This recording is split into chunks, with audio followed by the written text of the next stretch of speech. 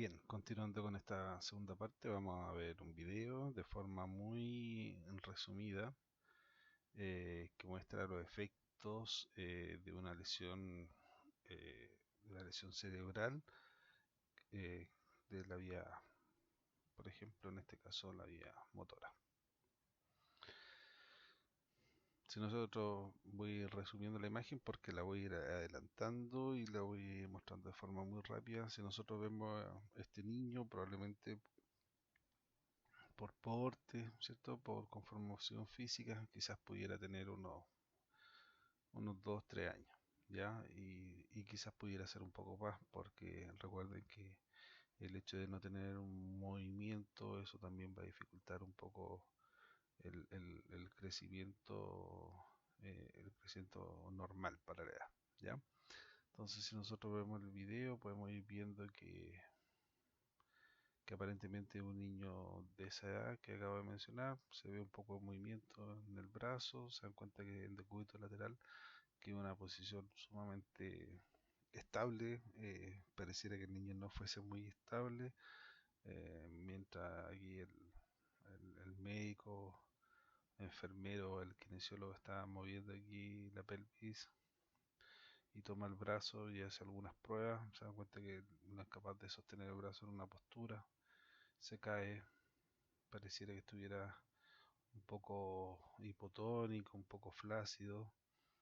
eh, Ahí a nivel de la cintura escapular, la escápula la pueden observar, se ve muy poco estable, parecía que esa musculatura no estuviese funcionando. Eh,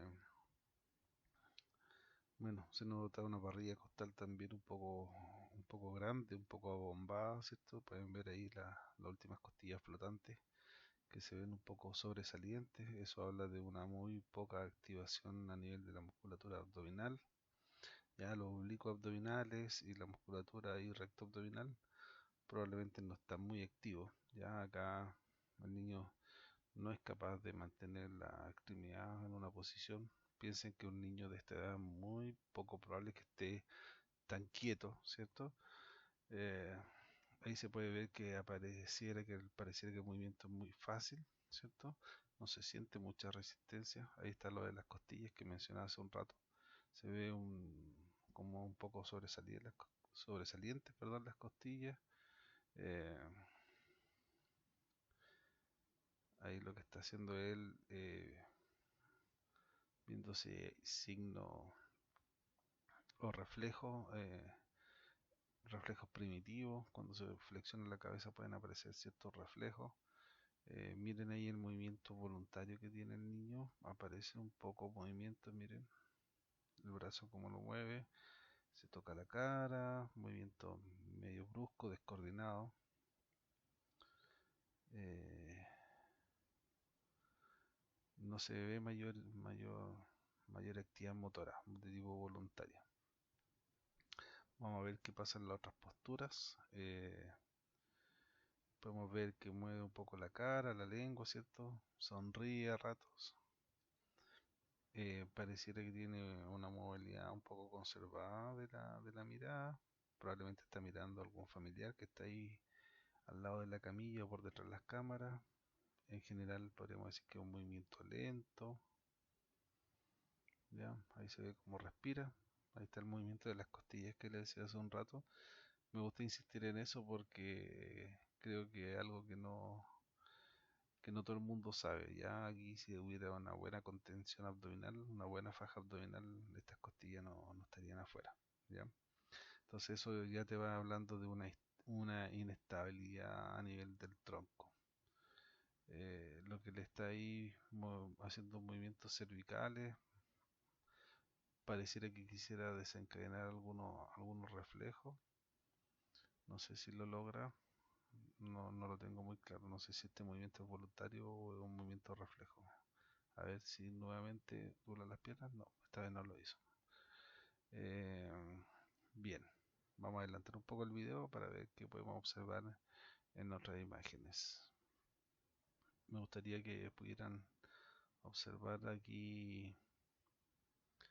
Miren, Aquí está en decúbito prono. Aquí este niño debería ser capaz de levantarse y salir corriendo, pero miren, la cabeza apoyada completamente en la superficie de apoyo, el tronco también, apoyo completo de extremidades, de cara. Aparentemente no es capaz de girar la cabeza, o sea, no hay control cefálico. El control cefálico en esta posición se adquiere a los 3 meses de edad. Consideremos que este niño aparentemente debe tener unos 3 años, habíamos dicho, 2, 3 años. Miren la cabeza como cae, o sea, acá hay una falta de control totalmente muy grande, ¿ya? Algunos de ustedes quizás ya pudieran empezar a comenzar a pensar en un diagnóstico médico, ¿ya? Eh, Estas alteraciones son típicas de un diagnóstico médico, y estas alteraciones, sin decir el diagnóstico, voy a anticipar que lo más probable es que este niño tenga una lesión cerebral, lo cual no significa que tenga una lesión cognitiva, ¿ya? Una lesión cerebral, probablemente que se produjo en la primera etapa de vida, ya en- probablemente en el nacimiento o quizás antes del nacimiento, eh, algún tipo de lesión cerebral, hay unas patologías muy frecuentes que se producen en niños que nacen de forma prematura, pero no podría decir exactamente porque no tengo la información de exactamente cuál es el diagnóstico, pero lo más probable es que sea un niño, este niño lo más probable es que tenga una parálisis cerebral, ¿ya? Eh, la parálisis cerebral en niños se da de forma muy frecuente, sobre todo por una lesión a nivel de los ventrículos laterales, ¿ya? Eh, Probablemente una isquemia a ese nivel, por falta de irrigación, por el hecho de nacer de forma prematura. Pero bueno, no vamos a hipotetizar tanto en eso, sino vamos a fijarnos en el movimiento voluntario de lo que se trata la clase de hoy. Miren la capacidad de mantener la cabeza erguida, el tronco erguido, muy baja, ya, muy baja. En realidad más que baja no está presente, ¿ya? El niño sonríe, eso es bueno, habla bien, habla de que probablemente hay una cognición que no es tan mala, ¿ya? Que no es tan baja porque la sonrisa pudiera ser un comportamiento social, probablemente hay algún familiar que esté ahí cerca, ¿ya? Les puedo decir que personalmente he conocido niños que están en este estado de movilidad, o sea, muy poca movilidad, pero cognitivamente muy normales, ¿ya? Se tiende a pensar que estos niños son todos, tienen de alguna forma un déficit intelectual, pero no es así. De hecho, la gran mayoría, se dice que el 70-80% de estos niños son cognitivamente normales, ¿ya? Y si tienen algún déficit cognitivo es porque no han podido explorar como lo haría otro niño, pero con buenos, eh, con buena accesibilidad para la comunicación podrían darse a comunicar perfectamente y pueden aprender perfectamente. Bien, miren la columna, totalmente sifótica, ¿cierto? En una C, en una C hacia anterior, no hay control a nivel pélvico, no hay movilidad a nivel de la columna, ¿ya? Y lo podemos ver de lado. Bien, ok, ahí lo que estamos viendo son una lesión de la vía motora, una lesión probablemente grande, ya.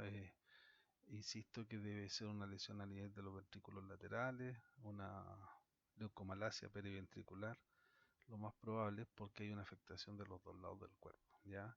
Entonces uno sabe que los dos hemisferios cerebrales están afectados, o sea, la vía motora está afectada tanto del lado izquierdo como del lado derecho, y una patología muy frecuente es cuando los niños nacen prematuros y hay poco desarrollo de la circulación cerebral y se produce una leucomalacia periventricular, ¿ya? Que puede producir la parálisis cerebral en estos niños, en etapa muy temprana, ¿ya? Muy temprana. Bien, bueno, ahí acá vamos a mostrar un ejemplo de una lesión motora masiva, ¿cierto? De ambos lados del cerebro, ¿ya? Pero también estábamos hablando que el movimiento se organizaba a distintos niveles y el nivel más bajo o inferior es el nivel medular. De esta organización jerárquica que habíamos llamado anteriormente, a nivel medular vamos a tener los circuitos que median los diversos reflejos y automatismos rítmicos como la locomoción y el rascado. Ya se supone que tanto la locomoción como el rascado tendrían una base medular donde hay un movimiento rítmico que se pudiera estimular eh, y se ha hecho experimentos en esta área y se ha logrado estimular. Después a nivel del tronco encefálico están localizados los circuitos neuronales que gobiernan los movimientos tanto reflejos de la cara como la boca, pero principalmente vamos a empezar hablando de los niveles medulares, ¿ya? Y a nivel de medulares tenemos un reflejo que es sumamente importante, que es el reflejo miotático, que para el movimiento voluntario es muy importante y lo vamos a ir explicando y desglosando acá rápidamente. Bien, acá tenemos una fibra extrafusal, que es una fibra muscular como las que conocemos, las que hemos descrito en clases anteriores, pero también tenemos unas fibras musculares, son intrafusales, que estas fibras musculares tienen una característica muy importante, es que son receptores, ya este es el llamado uso neuromuscular, son receptores de movimiento, lo que hacen ella es detectar el movimiento, los cambios en la longitud de la fibra muscular, los detectan y lo que hacen es enviar información hacia la médula espinal en este caso, eh, diciendo lo que dice se estiró, se acortó, se está moviendo este músculo, ¿ya?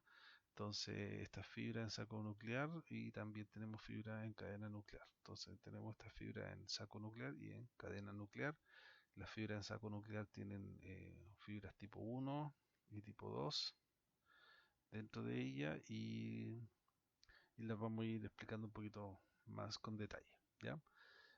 Bueno, estas tienen una inervación sensorial, entonces estas fibras musculares intrafusales tienen una fibra de inervación sensorial, que son estas que están marcadas en rojo, las fibras tipo 1, y también tienen unas fibras sensoriales tipo 2, que son las pequeñitas que se ven ahí. Estas fibras son las encargadas de detectar los cambios de longitud que van a ocurrir a este nivel. También tiene unas pequeñas motoneuronas llamadas gamma, que están a los extremos en la porción, esta es una porción contráctil, ya esto se puede contraer, eh, entonces también son inervadas por unas motoneuronas pequeñas que mencionamos recién, que son las llamadas motoneuronas gamma. Bien, entonces podemos decir que tiene una doble inervación, ¿cierto? Una inervación sensorial y una inervación de tipo motora. Entonces nosotros cuando tenemos una contracción muscular, por ejemplo una motoneurona alfa que se encuentra en el asta anterior de la médula espinal, eh, después genera un potencial de acción, ¿cierto? Va a llegar al músculo, en este caso el bíceps, y va a generar una contracción muscular, ¿ya? Y esa contracción muscular va a generar que en el uso neuromuscular se ha detectado que se acortó y va a generar una vía aferente, en este caso de información sensorial. Esto podríamos decir que es un circuito monosináptico. ¿Ya? ¿Por qué? Porque hay una sola sinapsis. ¿Ya? Entonces, la aferente va a ser sinapsis con la motoneurona. ¿Ya? Este es un circuito nervioso simple, el más simple probablemente que existe, y se llama circuito monosináptico. Sin embargo, la mayoría de los reflejos van a estar mediados por circuitos polisinápticos. En general, los reflejos van a estar siempre con una interneurona, ¿ya? Y lo que va a ocurrir acá es que Bueno, me faltó mencionar en la imagen anterior que se supone en general que el uso neuromuscular va a detectar tanto el acortamiento como el alargamiento, ¿cierto? Entonces, si este músculo es alargado de forma brusca, esto va a desencadenar que esta señal aparezca, ¿cierto? Esta señal aferente haga sinapsis con la motoneurona y la motoneurona alfa en este caso va a producir la contracción del músculo, por lo tanto va a evitar que se estire de forma brusca el músculo. Y también va a ocurrir lo mismo acá, pero ahora ya no es un reflejo monosináptico, sino un circuito polisináptico porque ya ha involucrado más de una sinapsis. Ya ahora hay dos. ¿Por qué? Porque la información que viene de esta neurona que se encuentra, el soma se va a encontrar en el ganglio sensitivo, ¿cierto? Esta información de estiramiento va a viajar por el axón, va a hacer sinapsis con una interneurona y esta interneurona es la que va a hacer sinapsis con la motoneurona. ¿Ya? Entonces la motoneurona va a provocar la contracción del músculo, una contracción probablemente una refleja, ¿cierto? Pero que tiene como objetivo evitar que este músculo se estire de forma rápida y finalmente se provoque una lesión. Las interneuronas en celeste, ¿cierto? Y la neurona motora en azul reciben también aferencias de acciones que descienden de los centros superiores. Estas señales supramedulares pueden modificar la respuesta refleja a los estímulos periféricos, facilitando o inhibiendo diferentes poblaciones de interneuronas. Bueno, esto siempre es un poquito más complejo de lo que uno quisiera, ¿ya? Pero bueno, vamos a tratar de hacerlo lo más simple posible, ¿ya? Entonces, habíamos dicho que este músculo cuando se estira o se acorta, ¿ya? Pero principalmente es un reflejo de estiramiento, ¿cierto? Entonces este músculo cuando se estira eh, va a generar una señal de la vía aferente. Esta vía aferente va a ser una sinapsis a nivel medular con la interneurona, en este caso con una interneurona facilitadora, lo que va a provocar que se contraiga este músculo. ¿Por qué? Porque hizo con una interneurona facilitadora. ¿Facilitadora de qué? De la contracción muscular. Entonces aquí hizo sinapsis con la motoneurona alfa, que cuando habíamos hablado de la vía piramidal sería la segunda motoneurona. Por ejemplo, cuando flexionamos una articulación, las órdenes descendentes que impulsan al músculo flexor también van a inhibir al músculo extensor que se lo opone a través de la misma interneurona inhibidora que se activa durante el reflejo miotáctico. Bueno, ahora vamos a explicar esa parte. Entonces habíamos dicho que en rojo, esta es una información de tipo sensorial, ¿cierto? Va a detectar que este músculo se estira, entonces va a provocar que esta haga una sinapsis con la interneurona facilitadora, por lo tanto lo que va a facilitar es la contracción de una contracción de forma que proteja el músculo, ¿ya? Lo proteja del estiramiento. Pero también existen otras motoneuronas, por ejemplo, aquí al lado, que van a ir al músculo antagonista, en este caso al tríceps sural, o perdón, al tríceps braquial. Entonces, si nosotros hacemos una contracción de este músculo, que es el bíceps, para que el codo se doble, necesitamos que este músculo que está detrás se relaje, ¿ya? Porque si se contraen los dos al mismo tiempo, no va a haber movimiento. Entonces, para que este músculo pueda contraerse, necesito que se relaje. Por lo tanto, esta señal que venía anteriormente de estiramiento de este músculo va a llegar aquí a una interneurona facilitadora que va a facilitar la contracción del bíceps, pero al mismo tiempo va a hacer sinapsis con una interneurona inhibidora que lo que va a hacer es inhibir al tríceps. Por lo tanto, si lo inhibe, lo que va a provocar es relajación del tríceps. En consecuencia, vamos a poder contraer el bíceps. Este bíceps lo vamos a poder contraer sin ningún problema porque este músculo se relajó, ¿ya? Y esto ocurrió con este reflejo. Bien, ¿qué hace la vía piramidal? La vía piramidal lo que hace es enviar la información del movimiento voluntario, porque hasta este nivel solamente estamos hablando de reflejos.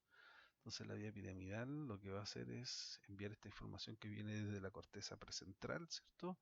Esta información que a nivel de las pirámides vulvares se decusó, cruzó del lado derecho, cruzó al lado izquierdo, está descendiendo por el córtico espinolateral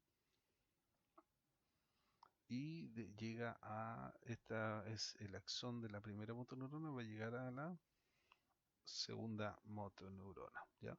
Pero va a haber ahí una sinapsis con la interneurona también. Por lo tanto, esta información lo que va a hacer es facilitar la contracción del bíceps, pero al mismo tiempo esta información descendente lo que va a hacer es inhibir al tríceps.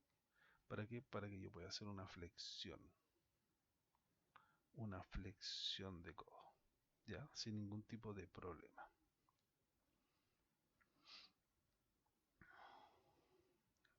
Entonces el reflejo monosináptico está dado de la siguiente forma, como lo habíamos mencionado ya, la fibra 1A va a enviar la información, la cual va a hacer sinapsis con la motoneurona alfa para su contracción muscular.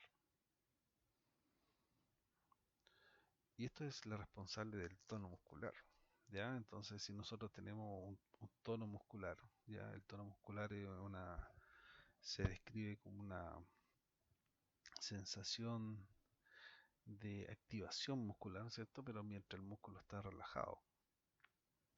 Y normalmente se evalúa movilizando la extremidad del paciente, la movilizamos de forma pasiva y la movilizamos de forma rápida y pasivo, y lo que vamos a sentir es una pequeña resistencia que normalmente es parte de una resistencia muy normal, ¿ya? Y esta probablemente es por el hecho de, no es probablemente, es por este reflejo monosináptico.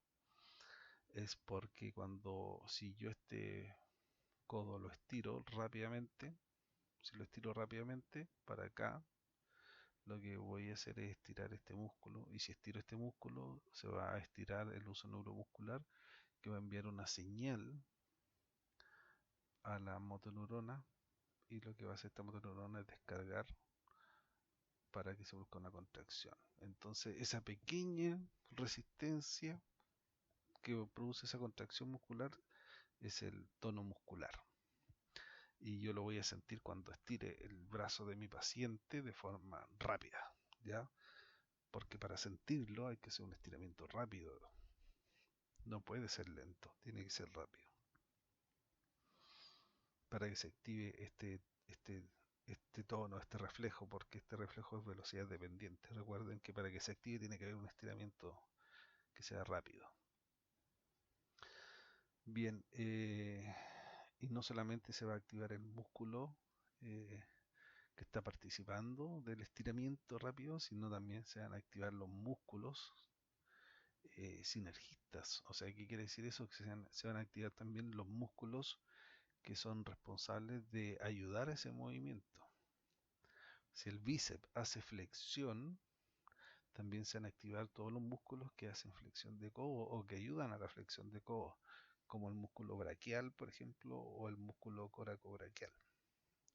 Por tanto, no solamente tiene efecto en el músculo agonista, que es el que estamos evaluando, sino también tiene un efecto en los músculos sinergistas, que son aquellos músculos que realizan o cooperan en un movimiento, en este caso en la flexión de codo. Y para que esto esté completamente funcionando de forma normal, habíamos mencionado que se hace una sinapsis ahí. Estas fibras 1A lo que van a hacer es una sinapsis con una interneurona inhibidora, lo que va a hacer inhibir al tríceps, ¿cierto? Entonces el tríceps va a estar relajado, ¿ya? Esto es una inhibición del agonista, perdón, del antagonista. Entonces, esta es la forma en la que funciona el reflejo monosináptico y la responsable del tono muscular, ¿ya? Que es algo sumamente importante. Y esto es lo llamado también inhibición recíproca. ¿Qué significa inhibición recíproca? Que el músculo agonista, cuando se activa, ¿cierto? El bíceps cuando se activa se inhibe el tríceps.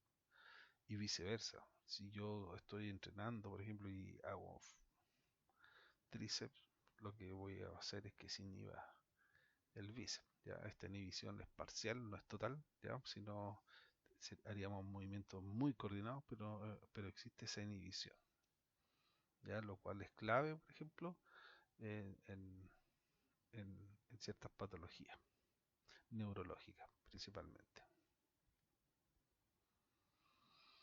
Bueno, pero este reflejo que es de tipo monosináptico y que ya de monosináptico le queda muy poco porque hemos ido incluyendo otras sinapsis, siempre va a estar gobernado por aferencias y eferencias. Ya en este caso, nosotros estamos hablando del reflejo que se produce a nivel medular, ¿cierto? Pero esta información es un reflejo.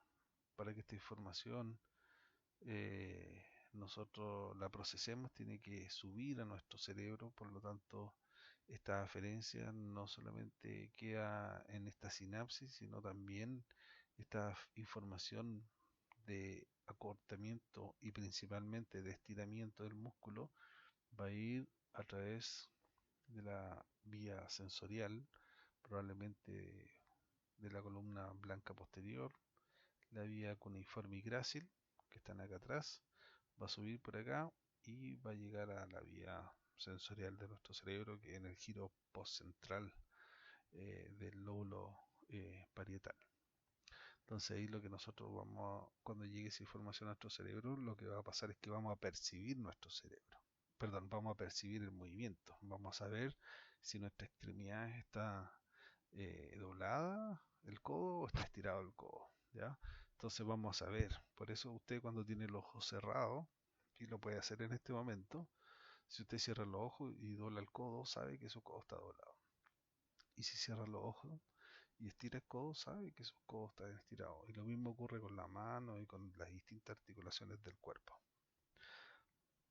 Pero por eso una persona que tiene una lesión tanto medular o cerebral va a perder esta sensación, ¿ya? En parte. Y aquí está la vía en verde, ¿cierto? Una aferencia de información sensorial del uso neuromuscular, que aparte de hacer la sinapsis que ya explicamos, que son partícipes del tono muscular y de la inhibición recíproca, también se va a enviar esta misma información, esto va a ocurrir todo al mismo tiempo, hacia el cerebro, y esta información, la vamos a mostrar acá en la otra imagen, sube, ¿cierto? Y habíamos dicho ya que a nivel de los lemniscos medial va a cruzar y va a hacer sinapsis en el tálamo, en el núcleo ventroposterolateral, y en el tálamo hace sinapsis con la tercera neurona sensitiva en este caso, y va a llegar a la corteza motora sensitiva o corteza motora somática, y lo que va a saber la persona es que si su codo está doblado o estirado, ¿ya? Esto se evalúa, esto se llama evaluación proprioceptiva, ¿ya? Se evalúa la información proprioceptiva y es sumamente importante en el área neurológica cuando usted quiere saber si está presente o no está presente en un paciente con un accidente, por ejemplo, cerebrovascular. Usted lo que tiene que hacer es pedirle a la persona que cierre los ojos y usted le dobla el brazo y le pregunta en qué posición está el brazo, y después te lo estira y le pregunta en qué posición está el brazo, y la persona tiene que ser capaz, si tuviese esta zona o esta área indemne, sería capaz de percibir el movimiento. Si no es capaz de percibirlo es porque esta vía está lesionada, ¿ya? Y hay que identificar a qué nivel está lesionado. Recuerde que esta vía puede estar lesionada a cualquier nivel, ¿ya? Pero en un accidente cerebrovascular probablemente va a estar lesionada a nivel, puede ser como del tálamo, o puede ser a nivel de, de la corteza motor, de la corteza sensitiva, perdón. En el caso de un accidente cerebrovascular es muy común que se lesione este nivel, ¿ya? Por lo tanto, se traduciría en una pérdida sensitiva propioceptiva del lado contralateral, o sea, solamente del lado derecho en este caso. y el lado izquierdo debería estar indemne. Y así si es que fuese la lesión en el otro lado del cerebro. Bien. ¿Cómo debería responder este reflejo en una lesión de primera motoneurona? Este es una interrogante sumamente importante e interesante de analizar, ¿ya? Habíamos dicho que el reflejo monosináptico se producía porque había una sinapsis, entonces vamos aquí a mostrar el típico ejemplo de la evaluación del reflejo tendinoso del cuádriceps.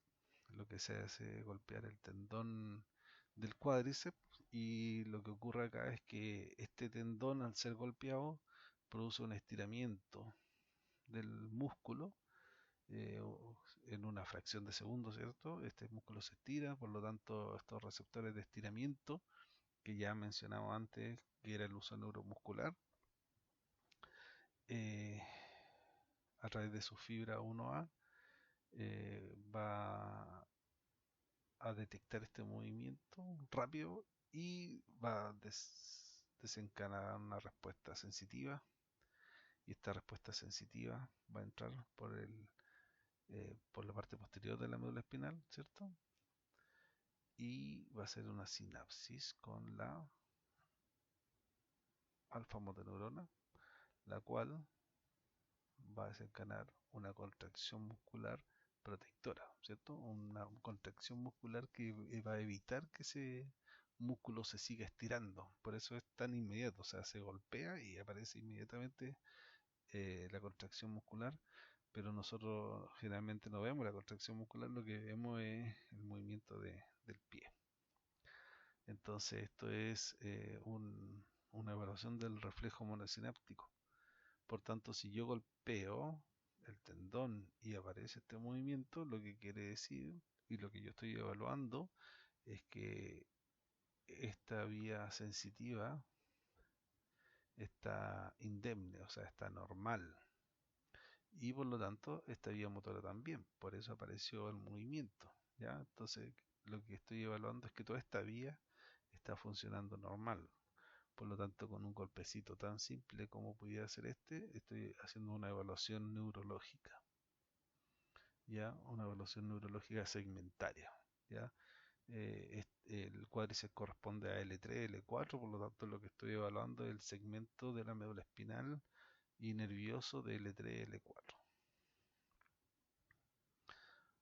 Ok, bien, entonces esto es lo que aparece, pero como ya he mencionado en diapositivas anteriores, esto no es tan simple como quisiéramos. Este reflejo está dominado por la vía piramidal, ¿ya? La vía piramidal tiene una influencia en este reflejo. Por lo tanto, cuando este reflejo es un movimiento muy normal, es porque el reflejo está normal.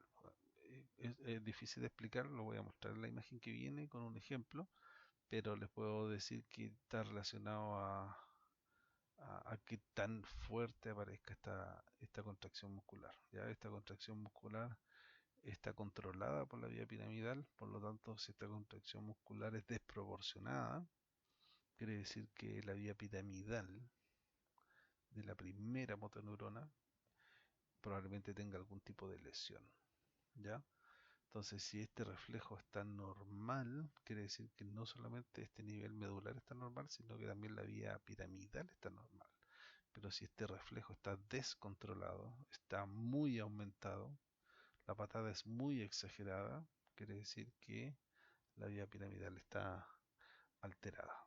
En algún lugar la vía piramidal fue lesionada. Y aquí vamos a mostrar un pequeño ejemplo de lo que les digo.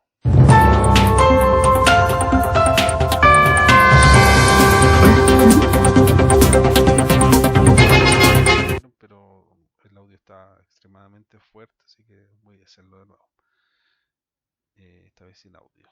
Y si no lo percibieron, mejor aún. Lo que va a hacer aquí esta persona es estimular el reflejo y lo vamos a revisar de nuevo la piel.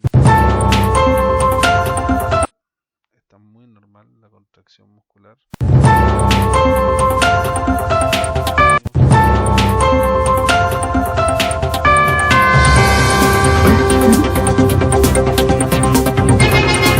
Normal. Eso se llama hiperreflexia, o sea, el reflejo aumentado. Y eso significa lesión de la primera motoneurona, o sea, de la vía piramidal de la primera motoneurona está lesionada. Entonces, como ya habíamos mencionado que esta vía motora lo que hace es, si bien facilita la contracción del músculo agonista, inhibe la contracción del antagonista. Y en este caso, una lesión de esta vía motora hace que esta contracción sea mucho más aumentada de la que debiese ser, ¿ya? Probablemente por falta de inhibición. Tronco encefálico, esto lo vamos a pasar un poco más rápido porque es un poquito más complejo, pero podemos decir que a nivel del tronco encefálico también se controlan eh, el movimiento, ¿ya? Y tenemos dos sistemas neuronales del tronco encefálico, que es el medial y el lateral, que reciben aferencias tanto de la corteza cerebral como de los núcleos subcorticales o ganglios basales y se van a proyectar hacia la médula espinal, ¿ya? Y tenemos dos sistemas descendentes, que son el sistema descendente medial, que es el tracto vestíbulo-espinal, tracto retículo-espinal y el tracto tectoespinal, y el sistema descendente lateral, que está compuesto por el tracto rubroespinal, ¿ya? Todo esto nacen a nivel del tronco encefálico y van a descender hacia la médula espinal y van a tener diferentes funciones. Acá podemos ver rápidamente el tracto vestíbulo espinal, lo tenemos acá en color verde, ya que corresponde al núcleo vestíbulo espinal. Después tenemos el tracto retículo espinal, que lo podemos ver ahí, retículo espinal, ahí está, eh, que corresponde al área reticular, ¿cierto? Después tenemos el tracto tectoespinal, que me parece que en esta imagen era el único que, que no veíamos, pero me parece mucho que lo podemos ver en la imagen siguiente, ¿ya? Que está relacionado al área más del mesencéfalo, ¿ya? En la parte más mesencefálica del tronco cerebral. Y después tenemos el sistema descendente lateral que corresponde al tracto rubroespinal, que corresponde al núcleo rojo. Entonces voy a verificar que, bien, que tenemos estos distintos núcleos que van a participar también y van a tener un rol importante en el movimiento, ¿ya? Y que vamos a ir explicando. Entonces aquí tenemos en otra imagen donde podemos ver el tronco encefálico y podemos ver el núcleo rojo, podemos ver la formación reticular, ¿ya? También podemos ver el tracto tectoespinal, que es este que está aquí, el tracto tectoespinal, que proviene de la zona del mesencéfalo, del tectum del mesencéfalo, y también tenemos el núcleo vestibular lateral y medial. Todos estos núcleos que acabo de mencionar van a tener cierto rol en el movimiento, eh, más que en el movimiento voluntario, sino en el control eh, de, del movimiento que no es consciente, sino que cuando nosotros hacemos un gesto motor voluntario, hay otras partes de nuestro cuerpo que necesitan ser controladas y probablemente y son las que van a estar controladas por estos tractos, ¿ya? El sistema descendente medial, que corresponde al tracto vestíbulo espinal, retículo espinal y tecto espinal, van a terminar sobre las motoneuronas que controlan los músculos tanto axiales y proximales de la extremidad.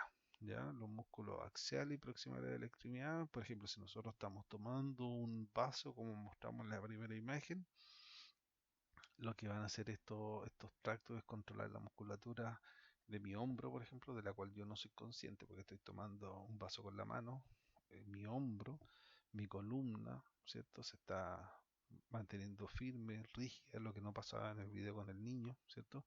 Cuando lo sentaban el niño se doblaba completamente. Más que porque estén lesionados estos sistemas, en el niño probablemente es porque no se han desarrollado por la lesión cerebral que tuvo inicialmente.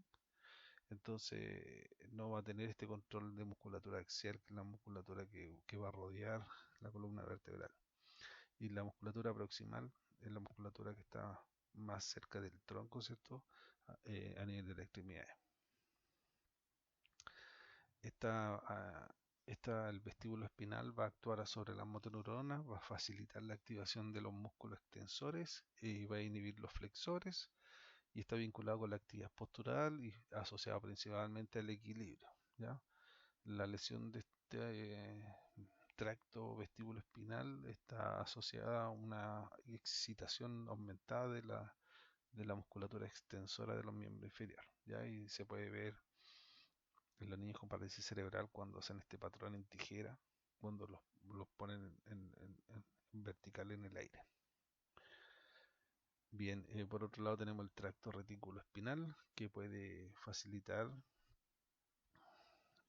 o inhibir la activación de las motoneuronas tanto alfa o gamma como habíamos mostrado hace un rato. Influye en los movimientos voluntarios y en la activación refleja, pero lo más importante, creo yo, es saber que esta lesión va a aumentar el reflejo vibratorio tónico, ¿ya? Entonces, eh, generalmente esto se produce cuando hay lesión del tracto reticuloespinal. Los movimientos posturales reflejo en respuesta a estímulos visuales son los que va a controlar el tracto tectoespinal. ¿Qué quiere decir eso? Movimientos posturales reflejo en respuesta a estímulos visuales. Eh, Generalmente cuando nosotros movemos nuestro ojo, obviamente que esto influye en nuestra postura, y este tracto es el encargado de controlar eso. Entonces, por ejemplo, por eso una persona cuando en situaciones experimentales se le ha puesto en una zona donde se mueve el ambiente o en imágenes que producen una confusión visual, se puede perder cierta la bivestación, por ejemplo, o la orientación vertical, ¿ya? Los tractos descendentes mediales, en general podríamos decir que forman el componente filogenético más antiguo de los sistemas motores descendentes y se relacionan en general con la posición erecta del cuerpo, el mantenimiento de la posición estable del cuerpo mientras se realiza otro movimiento, y también con los movimientos de orientación del cuerpo y de la cabeza, y también de la locomoción, también cooperan en la locomoción. Entonces podríamos resumirlo que en general son los que se encargan de controlar el cuerpo, ¿no es cierto? Que no nos desplomemos mientras realizamos otro tipo de actividades. Contribuyen al control de la postura integrando la información visual, vestibular y somatosensorial.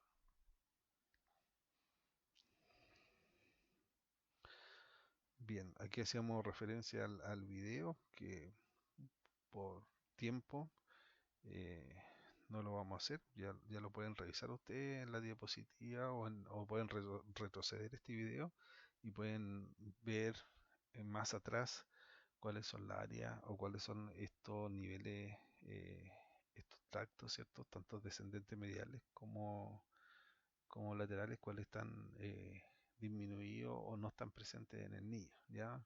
Eh, Pudiera ser un muy buen ejercicio. Los sistemas descendentes laterales están conformados principalmente por el tracto rubroespinal. Finalizan sobre las motoneuronas que controlan la musculatura distal de la extremidad, en particular el brazo y la mano y parte inferior de las piernas.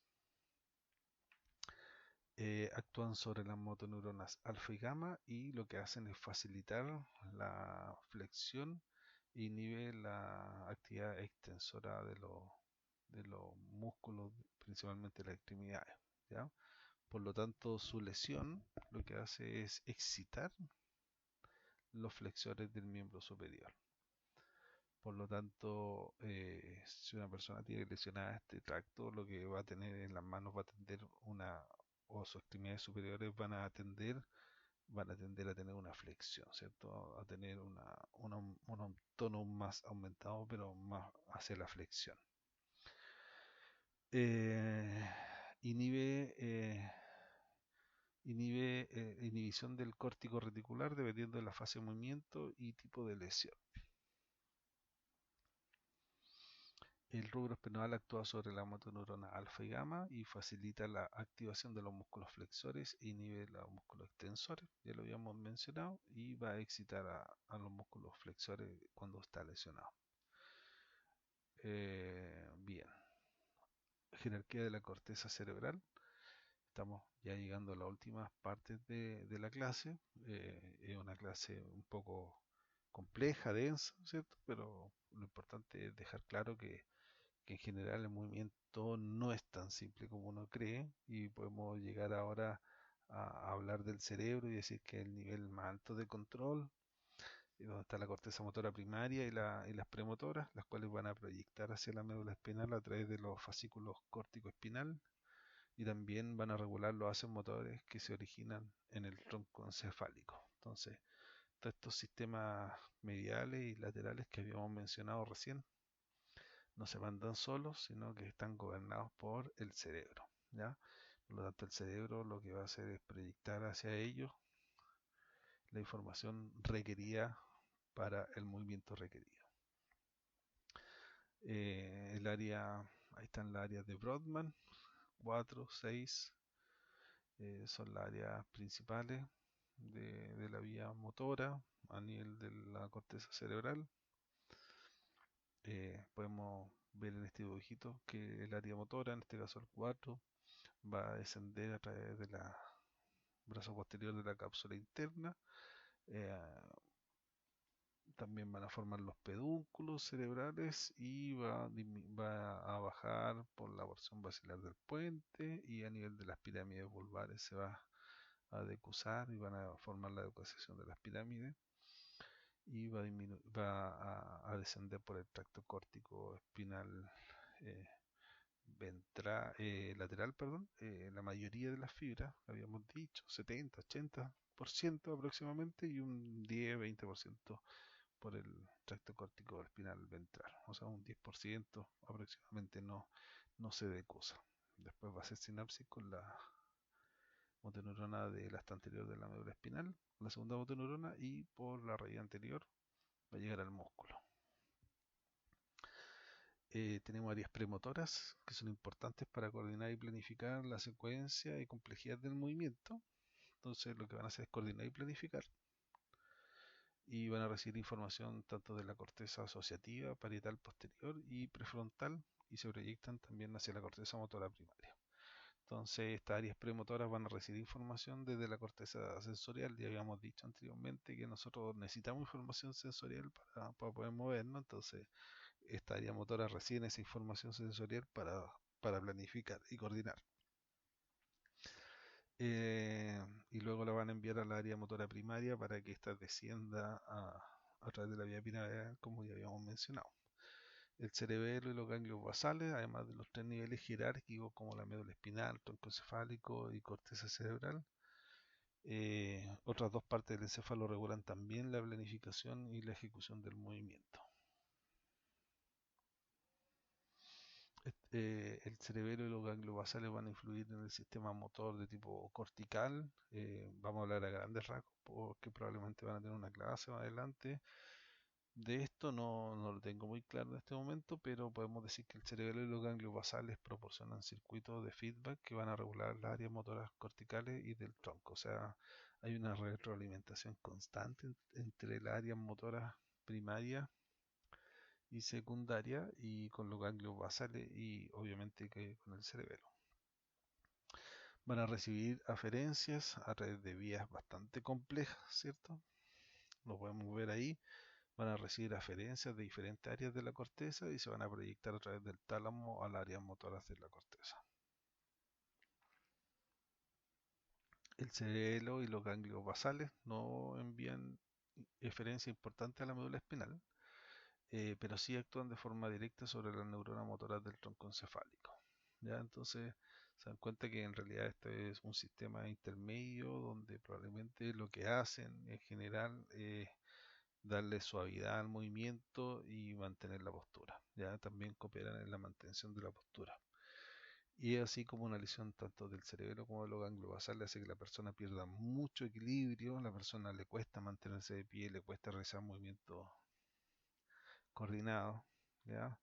Va a tender a caerse, a hacer movimientos muy exagerados porque no va a tener la suavidad ni el control postural necesario para moverse de buena forma.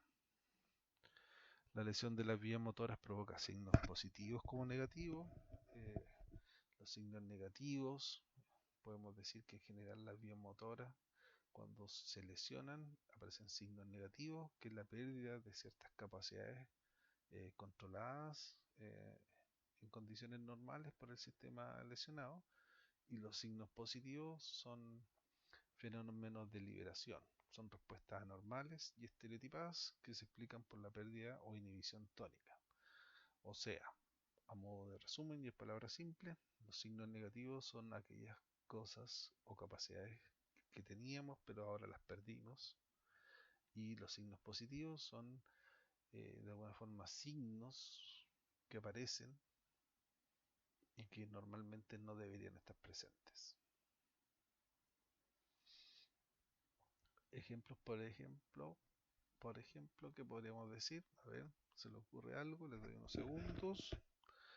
Pero si no se le ocurre nada, le puedo anticipar que un signo negativo, por ejemplo, sería la pérdida de la fuerza. ¿Cierto? Cuando hay una lesión de la vía motora, se pierde fuerza, hay una paresia, el músculo se paraliza.